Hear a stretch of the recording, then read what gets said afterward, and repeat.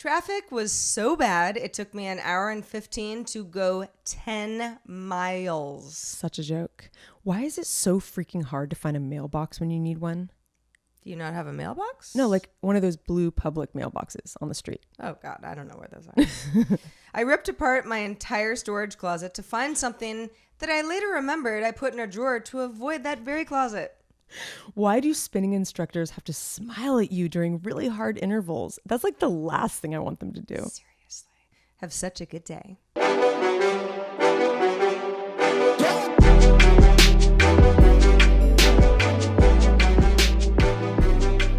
Oh, hello, and welcome to Have Such a Good Day. Hey, the show everybody. that it's about exactly what it sounds like. It's about, we like to share our super secret knowledge about life and, love and the world. I like to think we have some super secret I think we knowledge. kind of do. We definitely have a lot of experience about life. We do. Now that's for damn sure. And we have a lot to say. Whether or not I'm going to give you good advice, we're going to get into that a little later in the show. Very up for debate. But boy, do I have experience. We definitely have that. And, we have I like to talk about our silly little lives a little bit and, for your entertainment. And hopefully it's as entertaining for you as it is for us. Because we sure enjoy it. We do. This is a therapeutic show for Heather and I because it's the way that we would more or less hang out anyway. Pretty much. And the fact that we have built such a community of folks who kind of like it in the same way that we do is like, this is the best. It is the best. It's not that it's not any work. I mean, we're not just like, well, I'm kind of hanging out in my pajamas tonight, but like for the most part, I mean, we actually have to do stuff. It does take effort every week. And it's an every week thing. We've never taken a week off. No, we haven't. And it's episode 21, Heather. So you know what? We are legal. Cheers to that. And ready to overdo it. Take on the world. Do you remember your 21st birthday? I was thinking about this the other day. That's actually a really good question. I don't remember. I don't mine. remember it either. That's really sad. And full disclosure, I was. Full disclosure, I'm not 21 anymore. I'm no longer 21, so it's a little bit in the past. But I always say like I was a bad kid. I really wasn't a bad kid as far as bad kids go. But I had a fake ID. I did too. And I was drinking before I was 21. And that's what some kids do. Maybe that's why we don't remember. I think that's probably why. Because it all blends together. If it was like one thing where you were like a total prude up until you were like 21. I was also a little younger than everybody because I started school early. So when I was 21, I was graduated college. Oh, wow. Yeah. Wow. Yeah. Like it was like I was like in my first job. Oh, interesting. So yeah, I probably at the time thought I was like so grown up. It like we didn't even have to celebrate because I was like so into it already. Well, probably all the times that we went out and raged like at Tech TV and G4 because we raged a lot. I mean, maybe that has somehow just messed up our brains a little bit. It's hard to remember. It's hard to remember all those times. Are you saying all those good times? We had some memory lapses. Maybe. Yeah, I would think so. So, well, if anybody out there was with me on my 21st birthday, write us at hi@havesuchagooddday.com and let me know what I did. Please shed some light. I probably had beers. I'm sure you did. And you were with good friends. I hadn't met you yet. No, I hadn't met you yet. No. Not until probably about 3 years after that. Yeah. Because it was after college, obviously. It was my first job, or it was my second job, but I mean, technically my first job. Anyway, so I'd like to plug our bonus topic. Please do. This one is a little different than some of our previous ones. I'm just going to kind of throw this at you. I didn't give you any time to prepare, Sarah. Okay. What is the craziest thing that you've ever done in life? Well, it might have been my 21st birthday. Maybe, but we'll have to figure that one out. Who knows? Who remembers? No, I don't think so. Okay, we'll ruminate on that. We will. We'll marinate for the rest of the show. Yeah. And for anybody who might be joining us for the first time or needs a reminder of how this all works, the bonus topic is for our $5 or higher per month patrons. We love all of our patrons. equally. I mean, No discriminating. to the moon and back. Oh yeah. But for $5, $10 and up, we make the show longer. We do. And we get a little bit more into, you know, some life stuff. We do. In fact, we're going to have an extra special action-packed bonus topic today because we're trying out something new, as you've probably seen. We'll talk about it a little bit more coming up.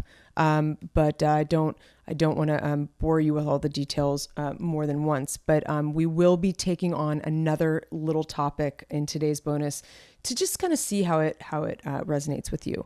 So anyway, Sarah, tell me a little bit about how your week has been. Man, it's been busy, and it's good to be busy. I thrive on structure. Yeah, definitely. And if I don't have structure, I'm You just sit there staring at the wall. Well, I'm twisting in the wind a little bit because It's hard, yeah. I'm a worker bee. Yeah, you are. If I'm busy, I'll do it.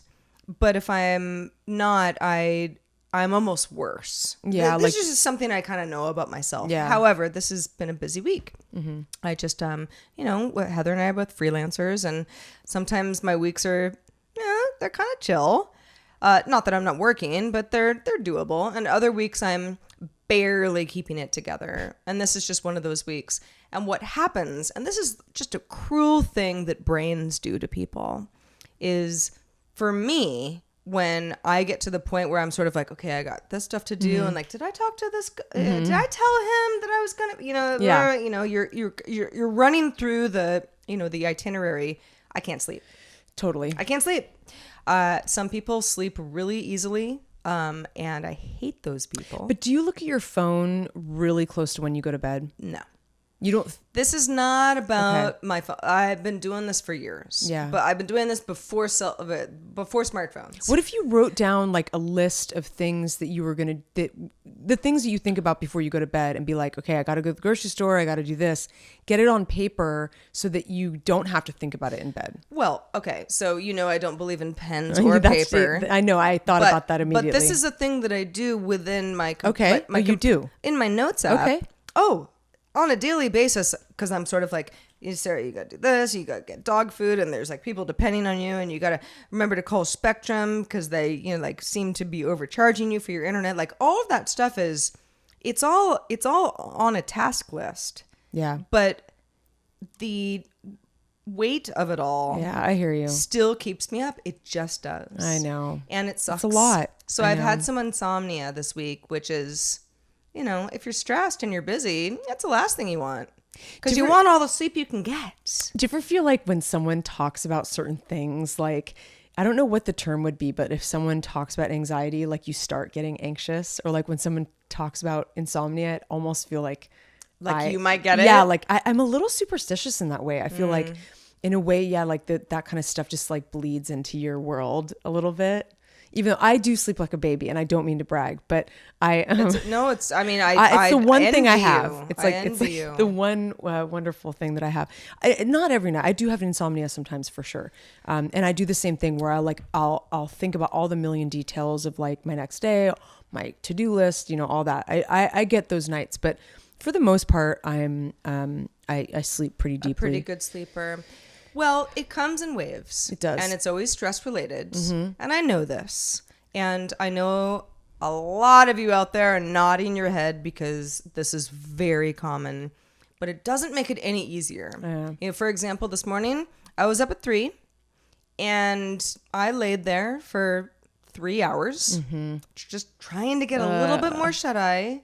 Thinking like, should I just get up? Yeah, but it's that's dark the worst. outside, and then Otis will get up. Yeah, that's my dog. Because if you stir, and then the animals stir, and then it's just like that. I might as well take him out, but I don't want to walk him in the middle of the night. Let me ask you this: do you have a natural time of the evening where you just get naturally really tired? Like, because for me, I'm not even joking. Like 10:30. I mean, almost on the dot. It's like that's where it's like I turn into a pumpkin. I mean, I can push it and reach a second wind, but my natural... But why? Well, yeah. My natural... the thing is, I sleep better if I go to bed. I'll read until 11 or whatever, but if I'm pretty diligent about, like, during the week, go to bed by 10:30, I think that might be part of the reason why I sleep really well, because you need your body to be on a regular thing.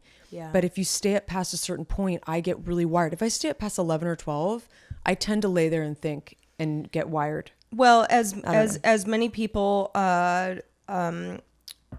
will understand, the one thing, if I were to run 7 miles, I would have slept fine. Yeah. But I don't always have time to do that. I'd love to. Would you? Sure. Like every day? Well, I enjoy exercise a lot. Yeah. I'd like to run. And, it's perfectly fine. Like, it's not something that some people are like, running. I'm like, no, it's fun. Yeah. But it's time consuming. It is. You got to carve out an hour. You do. And if I don't do that, I don't sleep as well. Yeah. I'm the same way. Like, you have that extra energy. You have to, well, anyway, keep me posted. Enough about insomnia. I'm going to sleep good tonight. Yeah, you are. Somehow. I can feel it. Heather will just like hatchet my head. I'm going to, she leaves because tonight. you leave your door unlocked. So I'm just going to creep in at about 11 o'clock. Yeah, you don't have to tell if you hear the good people of the internet that. If you hear the stairs creak, it's probably me, or maybe it's the boogeyman. Well, Otis will kill anybody. Or maybe it's that weird guy with the headlamp that came by the other night. That's yeah. That's a whole other story. That's a whole other story. It was actually pretty benign, but yes, Heather happened to be here at that time as well. It was very amusing.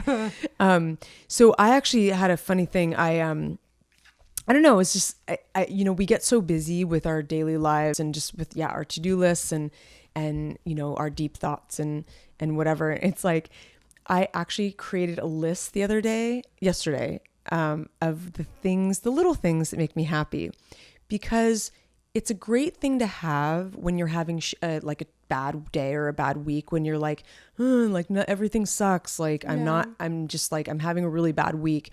If you look at your list, you go, oh, I love Japanese food. Then, okay, well then I'll go get some Japanese food and it'll cheer me up. Like there's like these little things that I'm like, this makes me, like, this is who I am. These are the things that I enjoy doing with my time. Right. And that give me a burst of joy. And so I made a list of the things that make me happy. Well, and I think that's, I love that, because you might not say to me, I love Japanese food, because I might be like, great for you. But it's like, it's something that you know about yourself. Yeah. And if you're kind of feeling a little low. Yeah. Or things are being a little challenging. It's like you can remember that will give you that sort of like dopamine boost. Oh, totally. Beyond the fact that it tastes great. Exactly. Japanese food, by the way, that Japanese sandwich place down the street is real good. You tried it? I did. What did you get? I'm so jelly. I don't remember what it's called. We'll have to look at the. But what was in it? It was like mushrooms. Well, it was a chicken. Oh, yeah. Okay. It was good. It was real good. I'm really interested. That sounds really cool. But no, I actually, this resonates with me a lot, because sometimes you got your peaks and valleys. Oh, you do. And the little things in life are sometimes the things that you really have to lean into. You do. To remember that, I'm a human, I'm unique, yeah. I'm cool, I like the things that I like, and that's what makes me me. Yeah, exactly. That's exactly what I'm talking about. Like, and it reminds you too, because you forget, like, oh my God, I love singing in the car or something. Like it brings me so much joy to open my sunroof and sing and belt out. I don't even care who's looking at me. I love it. And I did it the other day, and I was like, I really love it so much. Yeah. It's like me doing karaoke or like dancing, or like it has that same feeling. Helps you remind yourself that you're alive. Exactly. It's funny. I produced this podcast, Unfinished Biz, and I won't mention her by name because the episode hasn't released yet. So I'll let her tell the story. But we interviewed her yesterday, because part of why I'm so busy, because I've luckily have some jobs as a freelancer. But she said it was so great. She was like, we asked her, like what do you like to do for fun? Yeah. And just kind of talking. And she was like, I like really simple things. I like lighting a fire in the fireplace. I like putting cuticle cream on my hands. I like watching Friends, and I've watched the entire series at least 10 times. And when it ends, I just start it over. I appreciate that. And I was sort of like, you know what? I'm glad that you're admitting that, because I think a lot of people think that stuff is very silly, but it's actually very endearing. I think at the end of the day, most people have those things that you strip it all down. Sure, like there's some people that are such overachievers and they're, you know, traveling around and doing so many wonderful things. But at the end of the day, it really comes down to, what do you do on a Sunday? Like, you wake up, farmer's market, I go for a walk around the lake. Like, a lot of that's daily routine is small, simple stuff. I thought you were going to say rigor mortis. Yeah, no, I was going to say rigmarole, but like, rigor mortis. I have to do it. I've seized up. Well, okay. So speaking of what you might be doing on Sunday, this is probably not something that you're going to be doing, and that is boring a hole under Los Angeles. That I will not be doing. No. I'll leave that to some engineers. When I say that, for anybody who's not familiar with the Boring Company, it's boring not in the sense of like yawn boring. It's boring in the sense of we're boring a hole under. I like that they call themselves that. I know. It's great. Really cool. This is Elon Musk's company. This is the Hyperloop project. They're not really cool. Calling it the Hyperloop these days. But the idea is Elon Musk, of course, CEO of Tesla and SpaceX, and a colorful figure. And we'll just leave it at that.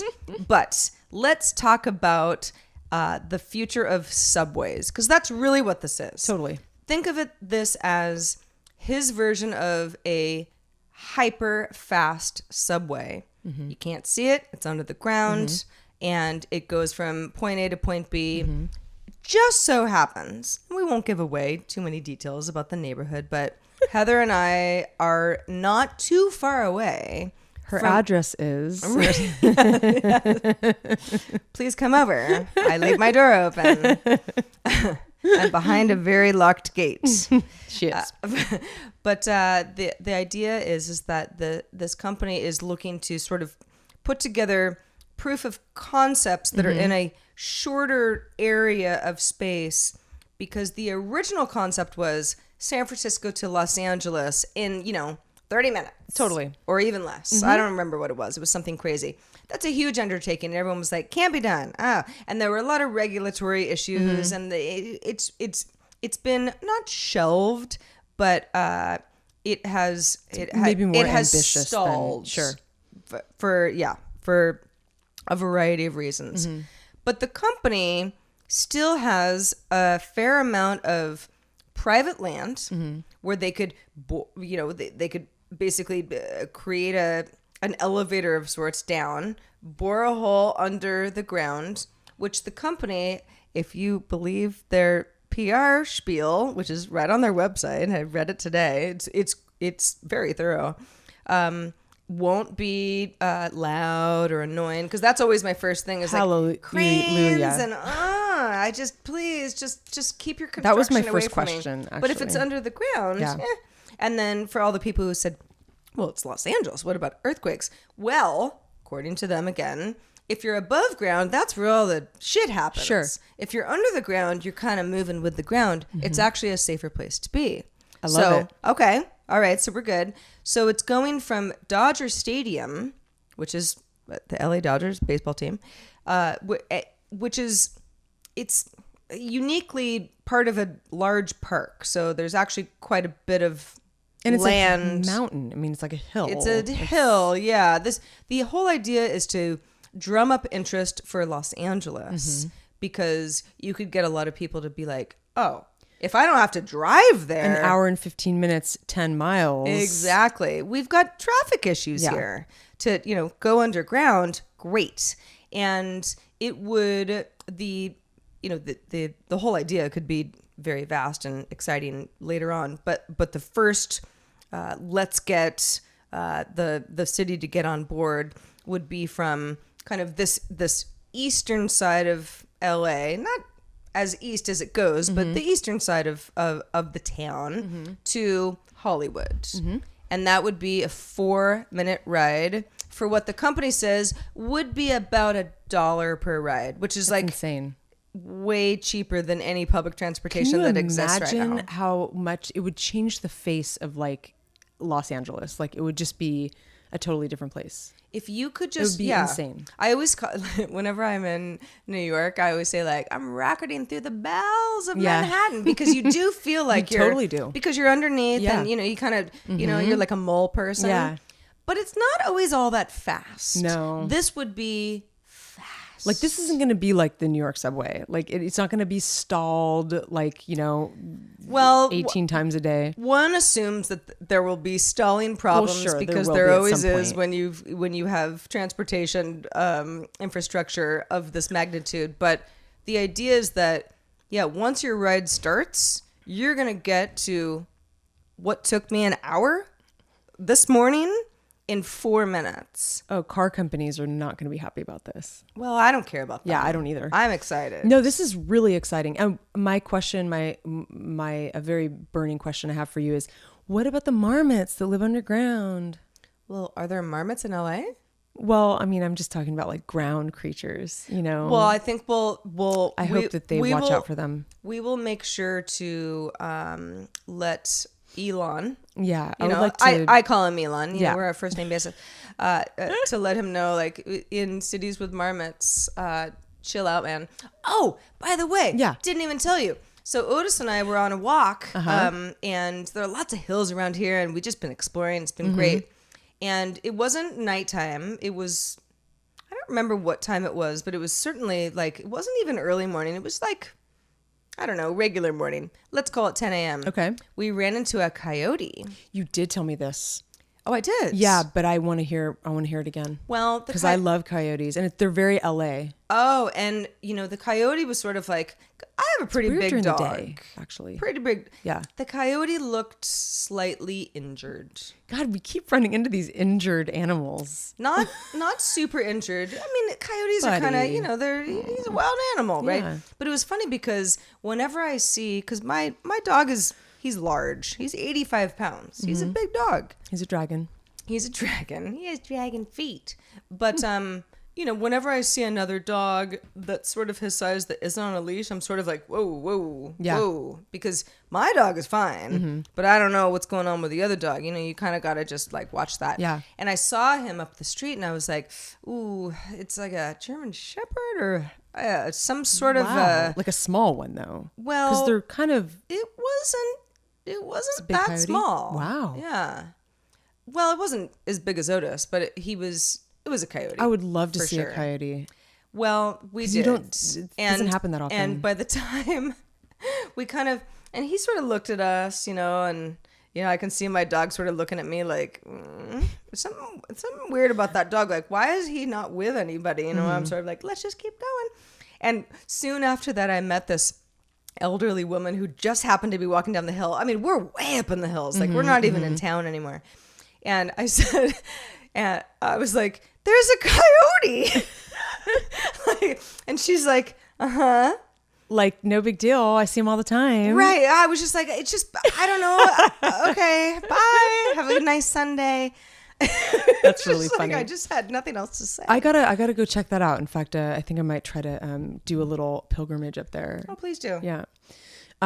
So I thought, we haven't done this in a while. We did this a lot when we first launched the show, but a pop culture roundup. Okay. I thought you'd be really excited about that. Just, like what are we listening to? What are we watching? Yeah, so when we talk about pop culture, we're talking music, movies, television, I don't know, art. Totally art. All of that stuff. In fact, I mean, I live and breathe all those things. In fact, I don't know if I told you, but one of the things that really makes me happy is Alexander Calder, who is an artist who makes those really cool kind of mobile things. Look him up. You'll love it. Okay. Anyway, yeah, I went more about Calder than I do. He's one of my favorites. And okay. I went on a random day. I was by myself. It was the day after Thanksgiving. And I went down to one of my favorite museums. It's downtown Los Angeles. It's a pretty small museum, the Hauser and Wirth. and I had no idea what was going on there. I just like the bookstore, and have you been there? Mm-mm. I got to take you. You'll love it. We have to go to the little restaurant there. It's so cute. I don't even know. Okay, we're going to do this. That's crazy. Seriously, remind me because you'll love it. Okay. Anyway, I go down there, and there was an Alexander Calder exhibit, and it was so special because I stumbled upon it. I had no idea. And all of his mobiles were black, and usually he has stuff that's like very colorful. Anyway, it was amazing. So that happened on Friday. That totally inspired me. The other thing, I'm a huge Coen Brothers fan. I mean, a lot of people are. I mean, if you have taste, but they're a certain kind of taste. They are. They're such good filmmakers that I feel like even if maybe they're not, some of their movies aren't your style, there's got to be something in there that you like because they have such a huge. It's hard not to respect the craft. Exactly. When it comes to the Coen exactly brothers. My point. So I'm not like, it's funny. So The Ballad of Buster Scruggs is their new movie, and I wasn't as excited about it because it's a Western, and I'm not a huge Western person. So dusty. I know, it's so dusty, and there's so much violence, and it's just a very everyone dude seems thing. like they need to go to a dentist. I know, they totally do, or like they have like a UTI, and like it's just a whole situation. Like, right, probably did. But like I am so blown away by like their casting. Like they're on another level. I mean, so I didn't know what to expect because it kind of has this Western vibe. It's 6 different vignettes that are all kind of connected, but with some different characters. And Tom Waits, who we've talked about on the show before, he's one of my. I like him a lot as a musician. Lives in Sebastopol, my hometown. He does, and he's a character actor. He's been in a lot of stuff like Jim Jarmusch and that kind of thing. He plays. You have to see this. There's this vignette with him in it. So you've seen the movie? Oh, I've seen the movie. Okay. I can't stop smiling about it because it is so wonderfully weird. It is like macabre and like, but funny. It is like darkly funny. Their level of humor it's so funny. It's like violent and dark, but like funny on the top. It's like nihilism. It's kind of like this, like, there's a lot of that going on, like kind of the thread of like, the world has no real existence. Nobody has existence. It's like total extreme skepticism and that sort of thing. I love it. It resonates with me so much. So anyway, like, give me like the 2 top actors in the movie besides Tom Waits. Unless it's a secret. Well, no, it's like that one guy. I'm actually trying to remember his. Liam Neeson's at Neeson is in it from Taken. Yeah, everybody knows him. I mean, they're the makeup, and I mean, it's so brilliant. Anyway, the humor though, let's talk about it because we'll talk about it when you watch it. Okay. It is so special. How about this? I'll watch it before next week, and we will revisit. Okay, you better. Okay, I'm going to check in with you. I gotta go to the movies. I want some popcorn. Also, Margaret Atwood. This has been all over the news today. She's writing another Handmaid's Tale. It's a sequel. Did you read her book, Handmaid's Tale? No, I watched the show though. It's wonderful. I mean, the show has now eclipsed the book, and it's on its own plot line. But I know enough about the book versus the show to know that there are some differences, and that the book is beloved enough, even though it's so dark. It's so dark. It's funny. I never read it in school. A lot of people did. A lot of people read it in high school, and so I recently read it. I highly recommend it. Her writing style is so unique.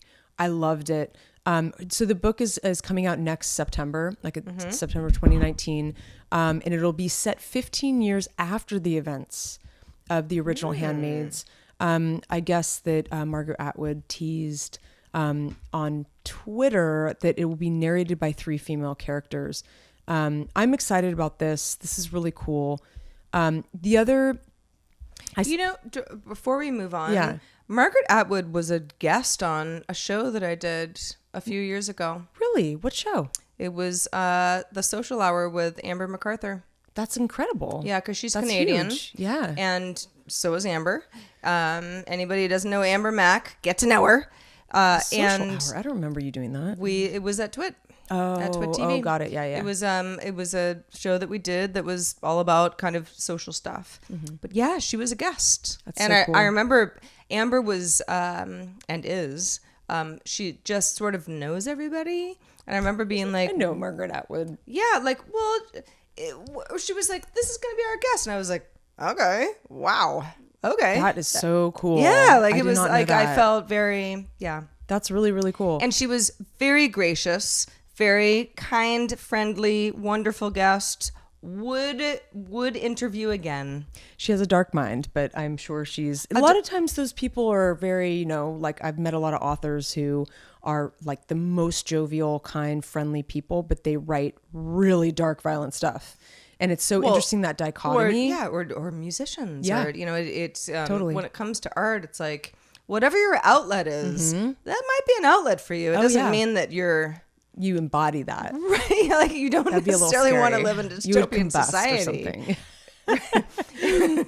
So I'll run through the rest of these kind of quickly. So I have a movie recommendation. You know, Netflix has not always pulled through making really good movies, but I loved this movie. Loved it. Called Private Life, not Lives, Private Life, directed by Tamara Jenkins, Catherine Hahn's in it, and Paul Giamatti, and then the main young girl in it, I don't know her name, total scene stealer. She's going to be up and coming actress. It is so good. It takes place in New York. It's like, it's just a wholesome, I won't really even tell you what it's about. Well, I'll just tell you that they're doing IVF, they're trying to have a kid, but it's like all the complications that come along and like the drama and the ethics and like all these things. I actually saw a billboard for this today on my 1 hour and 15-minute commute, you know, sitting at a stoplight, because in LA, all the billboards are for, you know, movies or TV shows that are coming out. And I looked at it and I was like, oh, well, I love Giamatti. I love Hahn. It's so good. And, you know, yeah, Honestly, I'll have the to revisit that. script So it's is nice to great. hear that it's so good. It's so fun. It's such a good script and it's great acting. I'm excited for you. So again, that's part of your homework. And then also I heard today that Netflix is making a bunch of Roald Dahl was one of my favorite childhood classic, you know, writers. I would say he's still one of my favorite authors like ever, but they are going to be making content out of a bunch of his stuff, not including James and the Giant Peach, which I thought was strange, even though there already is a movie. Because that would be the book that I know him most for. Yeah, well, then they're also redoing Charlie and the Chocolate Factory. They're doing Matilda, BFG. Some of these things have already been. The Chocolate Factory has already been remade. I know. When will it end? Why don't they do they're going to do The Twits, which was a good one, and there's so many. He has all these short stories, like the Something of Henry Sugar and Six More. There's like all these wonderful short stories he did that no one's made anything out of that stuff. Well, I think there's been a few. But I don't know why they wouldn't be a little more original with what they're choosing to make. But anyway, we're pretty far out on that. They're spending I think they were projected to spend $8 billion on content this year, Netflix. It's pretty nuts. That number seems big, but Netflix is a really big company. It really is. With a lot of subscribers. There's a lot of, yeah. We'll get into this maybe next week, but there's a lot of competition coming up. There's some interesting stuff happening in the world of streaming content. All right. Well, Netflix, we've got our eye on you. We do. By the way, company founded in your hometown, I Los know. Gatos, California. That's what I say now. When people are like, wait, where are you from? I say, where Netflix is. Or was. Well, because it's all over. Then they're like, oh, okay. Well, even though they didn't know that, it still gives them context. It's unusual. It is. It is unusual. It's a San Jose suburb, and San usually Jose Palo is Alto Silicon Valley, or and San Francisco there's a or- whole thing. But yeah, like Los Gatos, you don't hear that every day. Totally. So my last few is I am absolutely newly obsessed with The Cure. Again, I've always loved The Cure, the band The Cure. I can't even tell you. I'm going to go ahead and decline that one. Whoever you are, stop calling during my show. I have a newfound love for them, and I can't stop listening to them. They're the most wonderful band ever. There are some Cure songs that I hold very dear. Yeah. But yeah, it's you've been on your I've been on a Cure kick. Yeah. wave. I have. For not just a couple days. It makes me happy. I don't know. It's it's really soothing me. Hey, And you got to listen to what works. I'm telling you, it makes me happy. It's on my list of things that make me happy. And finally, I'm seeing Roma tomorrow, which is, do you know what Roma is? Mm-mm. Really? Okay. Is it about Rome? No, actually, it takes place in Mexico City. Oh. And it is a Alfonso Cuarón movie, which, you know, he did like Gravity, and he's a wonderful director, and it's getting a lot of buzz. Is this a space movie, Heather? No, that he did a space movie. No, I This is Gravity not a space was movie. actually a really good movie. It's but basically, I like to make fun of space movies because there are just too many of them. It follows like a year in the life of a middle-class family in Mexico City in the early 1970s. And it's the thing that's interesting about it, it's getting a lot of Oscar buzz. It's like the first Netflix movie that's getting, they could win an Oscar. This is like going to be nominated as one of the best pictures next year for sure. I would feel terrible if it didn't, but I feel very confident. It is supposed to be the most cinematic, beautiful movie, but they have such a limited release because it's going to air on Netflix. But apparently it is the most cinematic thing you want to see in the theater because it's so beautifully shot. Like he always has a great cinematographer, and so I get to see it in the theater, and it's like barely in the theater. Like it's like in and out. So I'm going to go tomorrow. Oh, well, that's fantastic. That's my list of pop culture, my little roundup for you. I will go ahead and weigh in on what I watched yesterday. It's a HBO show called Sally Forever. Sally with a 4. Is it ever. HBO? I think so. Yeah.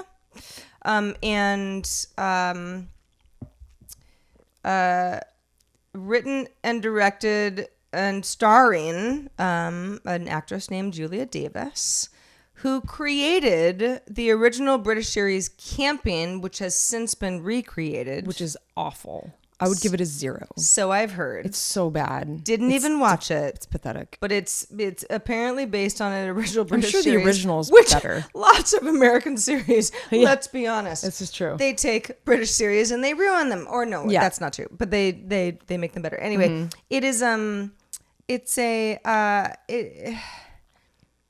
I don't even know how to describe whether or not I like it. I'm intrigued. It's very dirty. It's very dirty. I've actually seen the pilot. Yeah. And so there's a anytime a show where I'm like, oh, it's kind like of crude. I'm blushing because I don't really, I can handle most stuff where it's like, it's a little crude. It's a dirty show. Yeah. But in a weird way. It's kind of British. It has a weird British, weird vibe. Yeah. Right. Yeah. And in a great way. But I also, I love my British shows for that Me very too. reason. I actually love them too. So I've just gotten started. Kind of gives me a Fleabag vibe. It does. But almost more morbid. Yeah. And we'll circle back on this one too. I'll get back on watching it because I only watched the pilot. So. And if anyone has been watching along, and has thoughts of anything that we've talked about in our pop culture segment, do let us know, and we'll do a little roundup next week of what you thought of Roma. Totally. What anybody who might have seen Sally Forever either agrees with me or doesn't about the show, and the Ballad of Buster Scruggs. The segment with Tom Waits looking for gold in the river. Are you excited for the Handmaid's Tale sequel? Come on, people! I mean, Roald Dahl. HaveSuchAGoodDay.com. Do it now. Write us. I know there's a few of you that do like writing us about pop culture, so I'm looking at you. I hope to hear from you. Me as well. I know you guys are busy, but we could use some emails in our inbox, so get to it. Speaking of emails in our inbox, Heather, this is, we kind of alluded to this earlier in the show. We want to try out a new segment. Heather had a poll on Patreon. Was it today or earlier in the week? I think yesterday, yeah. Anyway, this week, asking if we were to do let's call it a Dear Abby or Ann Landers, but obviously for the modern age, called Dear Heather and Sarah, where we, of course, as total unprofessionals, but again, lots of life experience, and a deep care for humanity Absolutely. in general, would you want us to maybe do a weekly segment, at the very least, where you might write us in and we think about it and let you know on a future episode? So we're gonna try that today. We actually have in our bonus topic, we got more than one email, but this one in particular. we picked an email. We are going to talk about it. You might be the lucky one. We will see. But I want to mention too, it doesn't always have to be so serious. I mean, Dear Abby was pretty funny. Like her whole shtick was. To be honest, that was something at the back of a newspaper. I didn't really read it. That's sort of like an old school version of what advice is. And again, I think that the thing that the reason that we thought that this segment might be fun for all of us is, and again, keyword fun, is that no one knows what they're doing, but people tend to be really good advice givers, and not as good advice takers. Sure. Which is why we all have fucking shit going on in our lives, right? Like, I give great advice. You do. Do I take it? No, not always. But I want to hear it. Of course. Because it's fun to talk about. It helps me realize what's kind of like, it's nice to hear another person be like, here's what I think's going on with you. And you might not see it. Because we can all relate to each other. Exactly. And I'm giving you advice out of love. Yeah. And you asked for it. And we will make honestly, it's not like we're just going to, fly by the seat of our pants and give you advice. Like, we will give you the best advice to our knowledge and our experience. And I feel pretty confident that we will learn something together. We will have fun. We might laugh a little bit, and it'll be a good time. I think that it could fit really well into our show.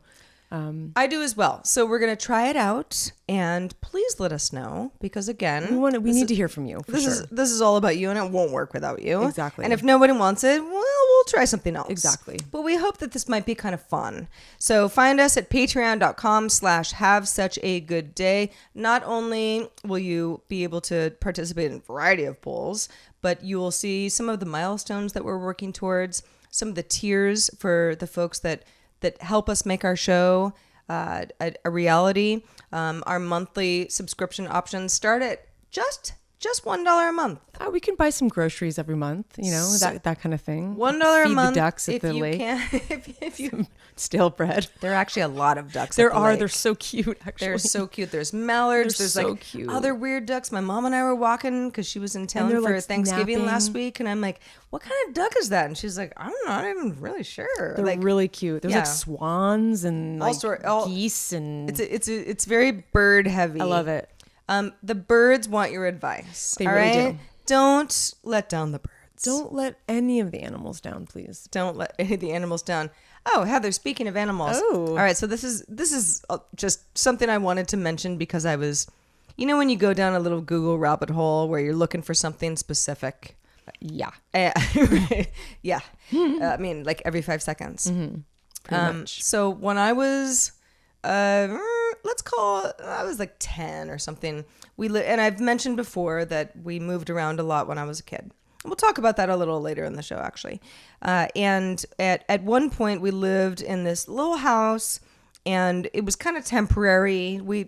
My parents knew that we weren't going to be there that long, and the house that we lived at after that house was the one that I spent actually most of my childhood in. Anyway, for whatever reason, in this house, there was a poster on the wall, and it was kind of in a room it wasn't my bedroom, but it was like where I had a lot of kind of craft stuff. So I hung out in there a lot. And it was called Poodle with a Mohawk. Now, if you know what I'm talking about, you're automatically my best friend because it's a little obscure. But I'm going to go ahead and read to you what it actually said because it is amazing. I've never heard of this. Yes. Now, and by the way, Otis, the dog, has woken up and now really wants to be part of the dog conversation. He said, "Oh, a poodle. My goodness." Anyway, Otis, please sit down. Okay. So, I'm going to describe this because I know a lot of you are just listening on audio. It's It's sort of, this kind of sketchy, like real mangy, like just ratchet poodle. And it says, he knew what people thought of his kind. High strung, spoiled rotten, French. But in the next 24 hours, he's going to change all of that. He's small. He's black. He's mad as hell. He's Poodle with a Mohawk. And you'll never call him Fifi again. I love him. Wait, I didn't. Oh my God. I mean, okay, so cute. For whatever reason, cute, but also like, it's cartoony, right? Yeah. So for whatever reason, we had this poster up in our house. It's so funny. I don't remember where we got it. I don't know, somewhere in Sebastopol, I guess. But and we didn't live there that long, and so it's like it wasn't framed or anything. So I assume my parents probably were like, when we moved, they were like, throw that out. It's, the joke's over.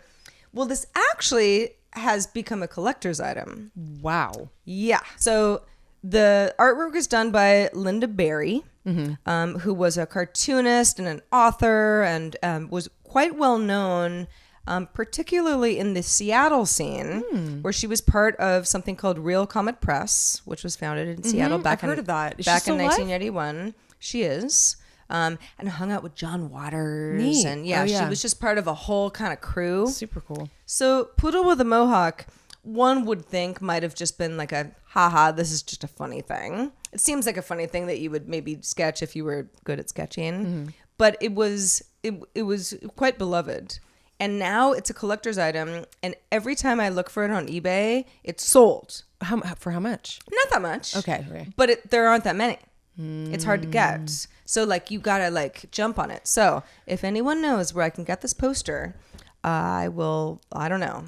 I'll buy you nachos. So your mom has no idea where. Oh God, no. This was so long ago. This was so long ago, and it was also like this was not really something that. Well, I don't know. It depends on your family, but I actually find it sort of strange that we had it up in one of our like main rooms. Yes. It is a little strange. It's a little strange, but we thought it was so funny. We thought it was. I still think it's so funny. And if I find that print today, doesn't need to be framed, doesn't even need to be in good shape. You send me a link. She's buying it, and I'm buying it, and I'm putting it up. I know. I endorse it. I'm excited for you. I'm going to help you find one. All right. So hive mind, community efforts. Help me help you by having this poster again. You'll love it too. It's a great little story. Thank you, Heather. God, I remember some things I had on the wall in my bedroom. I had some cool, like, I think I had like a little Prince thing and like, something cute and childlike. But I think I also had like pictures of like Loverboy, the band, and like Guns N' Roses and some of those. Yeah. And what was a Cameron? Who was the guy from Family Ties? Family Ties. One of those guys. I don't know. You're talking about Growing Pains, Kirk Cameron. Yeah. Thank you. Mm-hmm. Where is that guy? He's very Christian. Oh, interesting. I don't know where physically he is, but I do know that about him. That's so interesting. Yeah. Mm-hmm. Okay. Yeah. And Candace Cameron was his little sister who was on Full House. Where is she? I don't know, but I think she's married with children. All right. Well, that's also a show from our childhood. Correct. Married with Children. That was a great one. Christina Applegate. Yeah.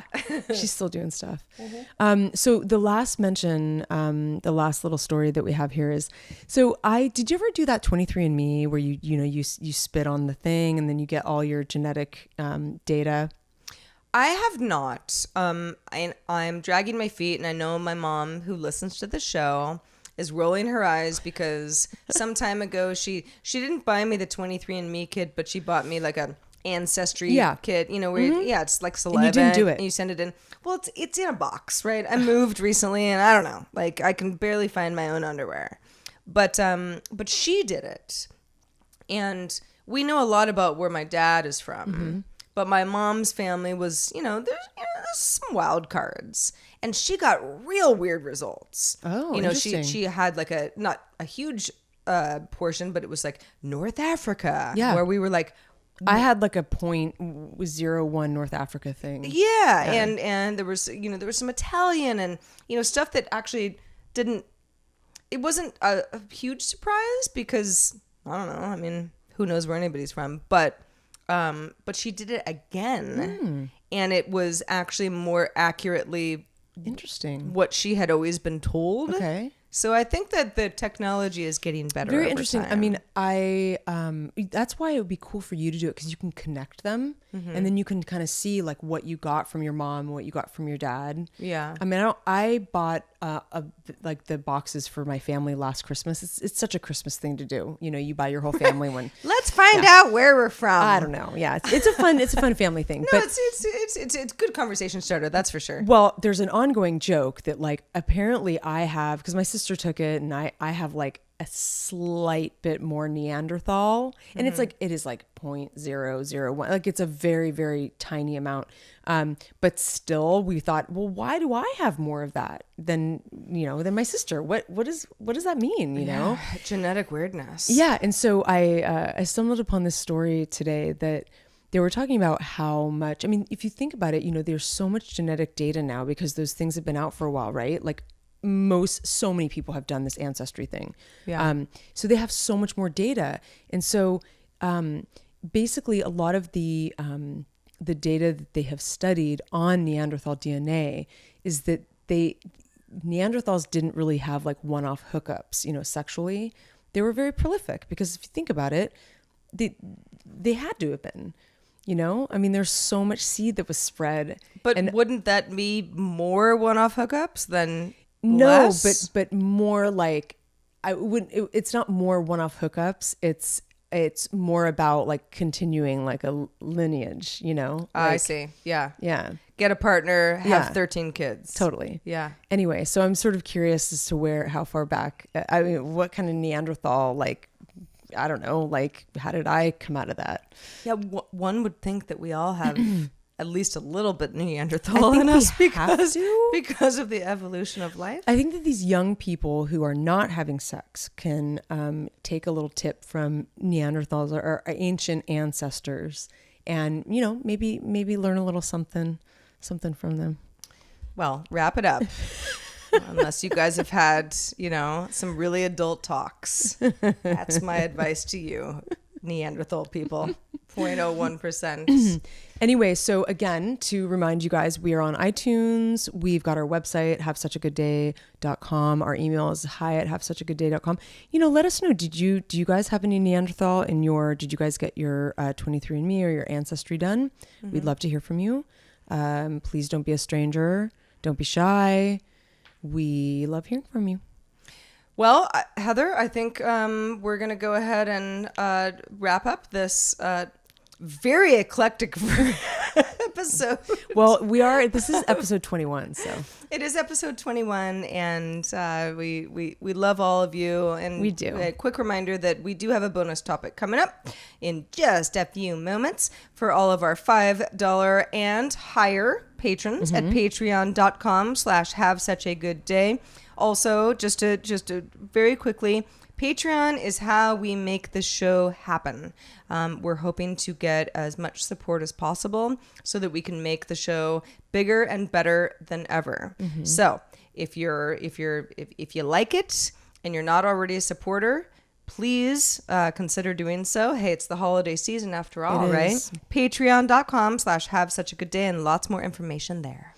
Yeah, I mean, just $1 a month, or even write us a review on iTunes. Anything helps. That too. Thank you very much in advance. Thank you in advance. All right. For now, we're signing off. I'm Sarah. I'm Heather. And have such a good day. Bye.